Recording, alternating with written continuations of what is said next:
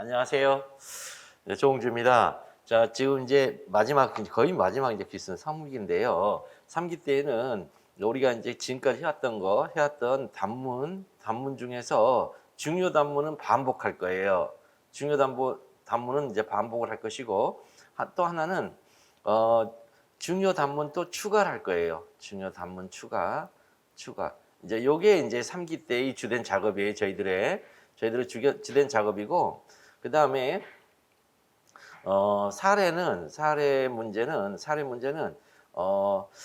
경찰 작용 영역에서 혹은 경찰 작용 영역이라고 보여지는 데에서 할 생각입니다. 그래서 뭐 주로 여러분들 많이 접한 문제들일 거예요. 사례 문제들은 대부분 다 이제 돌고 돌거든요. 시중에서. 그래서 뭐 조금씩 이렇게 표현을 달리하고 이제 약간의 이제 그런 추가적인 이런 작업 약간 필요하고 나머지는 다 돌고 돕니다. 그래서 이 사례 문제는 어차피 돌고 도는 문제에서 특이라고 생각되는 것들 우리가 한 번씩 풀어볼 거고요. 단문은 지금까지 1기 때 했었던 것 중에 중요 단문은 계속 반복을 할 것이다. 그 다음에 뭐 몇 가지 좀 추가해서 볼 것이다. 이렇게 이제 진행을 할 생각입니다. 보면은 예. 그래서 첫 번째 이제 단문부터 한번 볼 건데요. 단문 1 행정소송의 한계는 우리가 이미 본 거예요. 본 건데 이제 한계 하면은 너무 쉽게 이제 우리가 너무 단순하게 이론적으로 접근을 하세요. 이론적으로 접근하세요. 이론으로 접근을 하는데 이론은 하나도 없습니다, 여러분. 법학에는 이론이라는 게 없어요. 법학이라는 이론, 소위 학설이라고 있는 것도 있는데 학설은 보는 시각이고 이론이라는 게 없어요. 조문 판례로 이루어졌어요. 조문 판례. 그러니까 이론에 의해서 조문 판례를 이해하면 안 돼요, 여러분들. 그거는 학자들이 하는 거예요. 이론을 통해서 조문과 판례를 이해하는 건 학자들이 하는 거고 수험생인 우리가 볼 때는 이론을 통해서 보면 안 돼요. 조문과 판례가 그냥 진리예요, 진리. 조문과 판례가 수험생 입장에서는 그게 진리예요. 그 위에 진리가 없어요. 그래서 이제 법이 바뀌면 진리가 바뀐단 말이죠. 이거를 이해를 못 해버리면 법학을 한다고 볼 수가 없어요. 그러니까 이 학자 입장에서 법학을 하는 것과 실무자의 입장에서 법학을 하는 건 완전하게 정반대의 작업이에요. 이 이론에 의해서 이제 법학을 하는 분들은 지금 현재의 조문과 판례가 이런 성향을 가지고 있는데 거기에 본질적으로 내재되어져 있는 그 근본적인 문제가 있다는 거예요. 그 근본적인 문제가 뭘까요? 이 법이라는 게 과거의 법이라는 거예요. 지금 우리가 지금 적용해서 현재의 분쟁을 해소하는 법들이 전부 다 3, 40년 전의 법이라고요. 심지어 80년 전의 법이기도 하고 중간중간에 뭐 조금씩 개정이 이루어지면서 그 법의 본래적 모습이 변해 왔지만 어쨌든 그 법은 굉장히 오래전에 만든 법이에요. 그 오래전에 만든 법을 현실에다가 적용을 하다 보니까 문제가 생기죠. 그게 바로 이론이 하는 일이에요, 그게.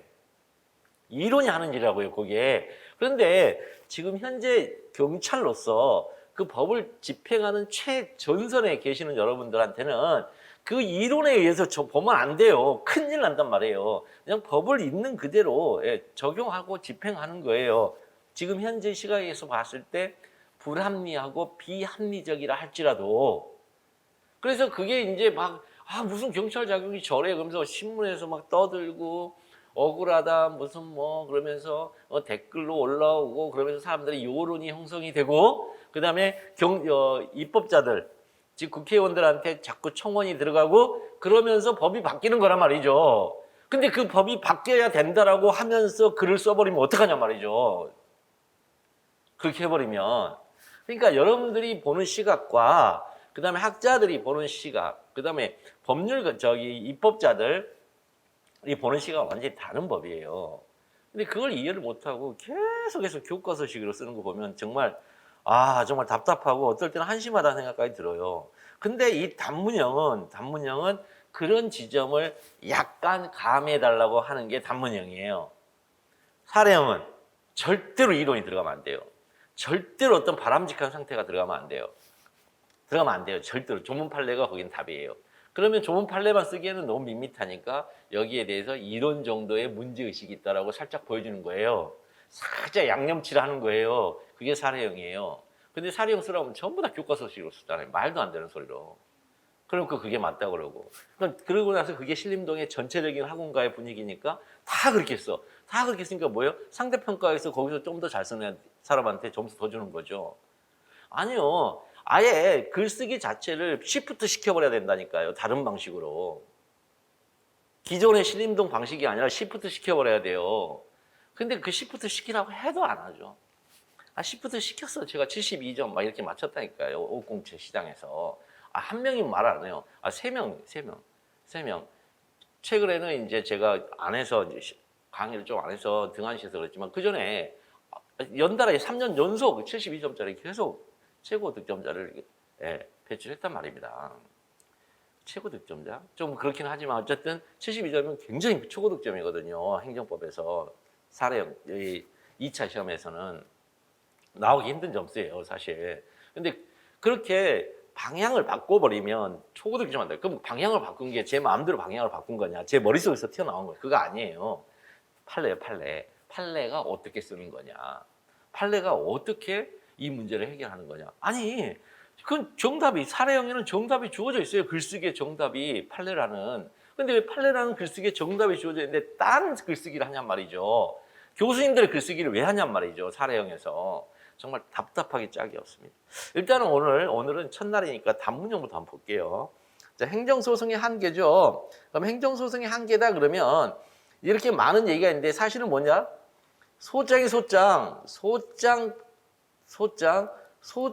작성 방법이에요. 그러면 다 삭제하고 소장에는 일단 청구 취지가 있어요. 청구 취지 1번에 뭐뭐를 한다. 이렇게 돼 있거든요. 그 다음에 라는 판결을 구합니다. 이렇게 돼 있으면 이거를 이제 이렇게 소장을 쓰는 거, 이렇게 소장을 쓰는 걸 항고소송이라고 그래요. 이렇게 소장을 이런 거 한 번도 들어본 적이 없잖아요. 그러니까 여러분들이 못 푸는 거예요, 시험 문제를. 실질적인 소장이라든가 처분서를 알아야 푼단 말이에요. 행정법은 뭐라는 판결을 구합니다. 그렇게 써놔서 이거는 뭐다? 이거는 항고소송이다. 이렇게 쓰는 건. 그러면 이렇게 쓸 때 여기다가 뭘 쓸 수 있지? 여기다가 뭘 쓸 수 있지? 이렇게 나가는 건데 행정소송의 한계론의를 보면 여러분들이 이제 좀 공부를 하게 된 사람들은 굉장히 의아하다고 생각할 수가 있어요. 왜 의아하다고 생각하냐면 전부 다 항고소송에 관한 논의예요.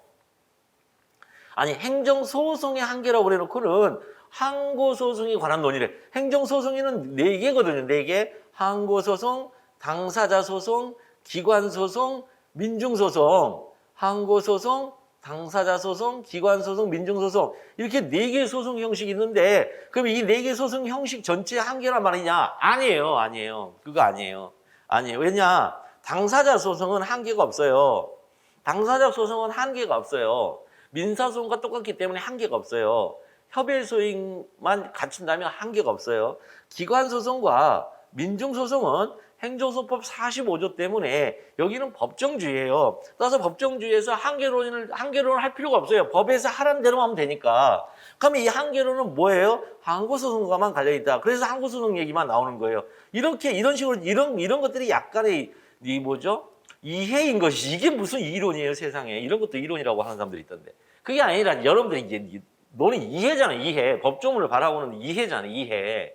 그러니까 당사자 소송은 민사소송과 동일한 소송이에요. 다만 공법관계에서 발생하는 소송이어서 당사자 소송이라 한단 말이죠. 그러나 소송의 구조, 소송의 진행 방식은 민사소송과 똑같단 말이에요. 아예 똑같아. 거기다가 행정소송의 특성, 공익 판단작용이라는 특수성이 있어서 취소소송의 직권심이라는 이런 것들이 다 준용이 된다. 그런 차이밖에 없어요. 그래서 거기는 한계론이 없어요. 한계론이 적용이 안 돼요. 그 다음에 기관소송과 민중소송은 행정소송법 45조 때문에 거기서는 한계론을 논할 필요가 없단 말입니다. 한계가 법에 다 정해져 있기 때문에. 그럼 법에 정해져 있지 않은데도 왠지 한계를 논해야 될 게 뭐가 있느냐?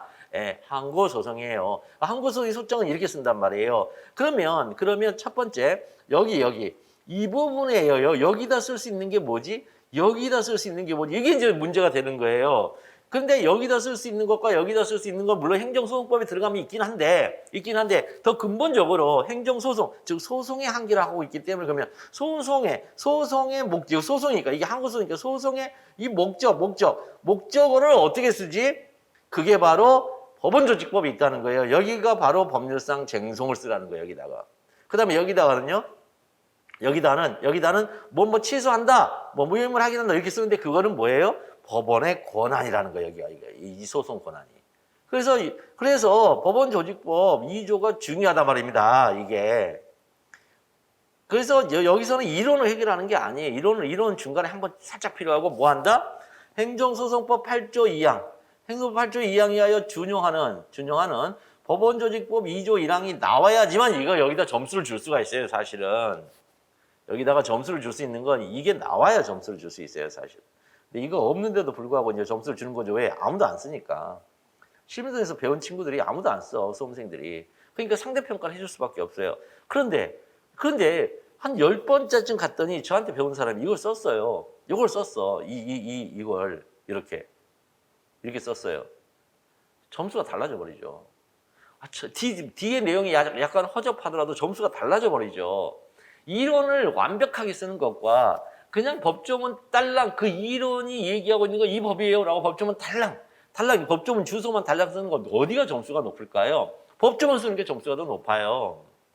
정말 대오해를 하시는데 이게 여러분들이 비법대 출신이어서 일반적으로 거의 비법대 출신이라 글을 쓸 때 어떻게 하든 상대방한테 내가 알고 있는 바를 알려서 그 사람한테 저 이거 알고 있어요. 그러니 내가 이 알고 있는 바가 정말로 제대로 알고 있는지에 따라서 점수 차등을 두면서 더 많은 점수를 저한테 주세요. 이렇게 공부를 해왔던 습성이에요. 이거 법학 아니에요, 이거 법학 아니라고요, 요거는 사회과학이에요, 그냥. 근데 사회과학도 이렇게 안 해요. 이거는 설명문이에요. 지금 우리는 뭐든지 간에 뭐에 대한 평가를 자꾸 써줘야 되는데 자꾸 설명을 한다고요, 설명을. 그러니까 여러분들이 가끔가다 혹시라도 채점평 혹시라도 보게 되면 매년 빠지지 않고 나오는 언급이 설명하고 있다는 거예요. 설명하고 있다.